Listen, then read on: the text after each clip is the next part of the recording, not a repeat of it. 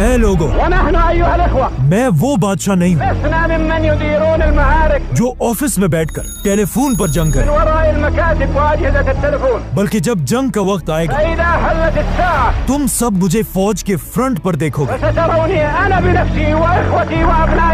और मुझे पता है कि हमारे इन खतरनाक फैसलों से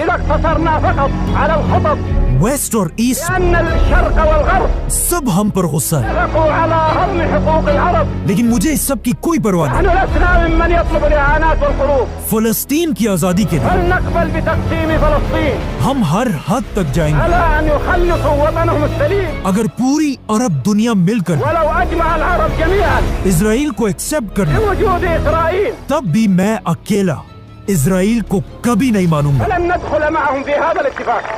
अब पहली बार ऐसा लग रहा था कि उस्मानिया खिलाफत के टूटने के बाद एक बार फिर पूरी दुनिया के मुसलमान यूनाइट हो गए हैं और इनका लीडर है फैसल।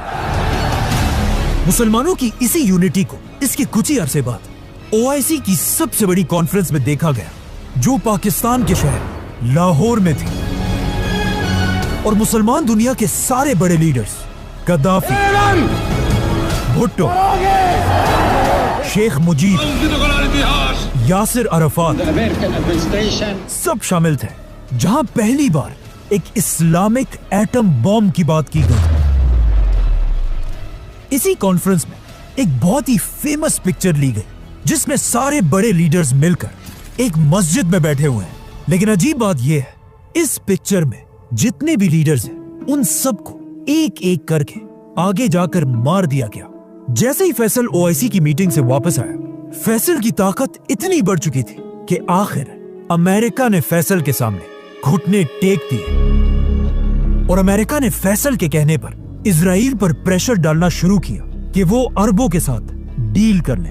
जिसके बाद अमेरिका, यूरोप, जापान सब मिलकर फैसल के सामने हाथ जोड़कर तेल की भीख मांगने लगे। तो अब जब फैसल की डिमांड्स पूरी हो गई, उसने अमेरिका से पाबंदी हटा दी। लेकिन पाबंदी हटाने के बाद भी तेल की प्राइस नीचे नहीं आई।